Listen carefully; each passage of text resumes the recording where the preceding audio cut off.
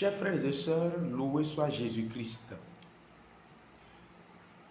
L'évangile de ce jour, tiré de Matthieu 5, 17 à 30, est la suite immédiate de celui d'hier.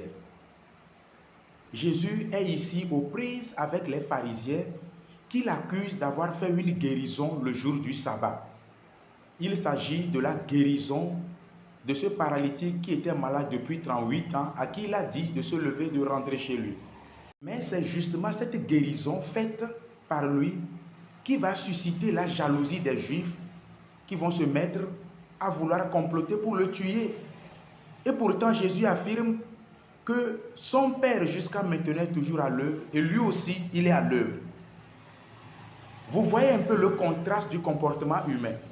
Jésus vient de poser un acte de bonté, même si c'est le jour du sabbat. Il vient de sauver une vie. Et c'est cela qui lui vaut la persécution des Juifs. Comme s'il y a un jour où on ne devait pas faire du bien, alors que tous les jours sont pour Dieu. Et Jésus affirme que ce qui est important, ce n'est pas tant le repos du sabbat, mais c'est le bien qui doit être accompli. Chers frères et sœurs en Christ, s'il vous arrive d'être aux prises avec les gens ou qui vous critiquent sur le bien que vous avez fait, ne l'abandonnez jamais. Sachez que vous êtes sur la bonne voie. Il y a beaucoup de personnes qui aujourd'hui, à cause de la critique des gens, de la méchanceté, de la jalousie, ne sont plus capables de faire du bien, de peur d'être critiqués, persécutés, parfois même tués. Et beaucoup en ont subi cela. Mais je voudrais vous donner l'exemple de Jésus ce matin. Jésus déclare que lui ne fait que ce qu'il voit de son Père. Et il n'agit que selon la volonté de son Père. Il dit, il ne fait seulement que ce qu'il voit faire par le Père. Et je voudrais que vous imitiez cela. Tel que Jésus n'a pas dédaigné de faire du bien, de même, n'ayez pas peur de faire du bien. En plus, parmi les pharisiens qui critiquaient Jésus, n'oubliez pas qu'il y avait certains qui admiraient plutôt les actes de bonté et qui étaient des disciples discrets de Jésus, notamment Nicodème, Joseph d'Arimathie et plein d'autres. Sachez aussi que, quelles que soient les critiques qui vous sont faites, vous avez aussi des admirateurs secrets. Et comme seuls ceux qui croient en Jésus reçoivent la vie de lui, Jésus dit, le Père en effet relève les morts et leur donne la vie. Le Fils aussi, il donne la vie à qui il veut. Autrement dit, il donne la vie à celui qui croit en lui, à celui qui accepte sa parole, à celui qui accepte le message de Jésus en croyant que Jésus est l'envoyé de Dieu. C'est seulement à eux que Jésus donne la vie.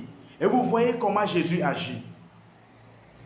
Frères et sœurs en Christ, pour être sauvé, il suffit de croire en Jésus et d'agir selon la parole de Dieu.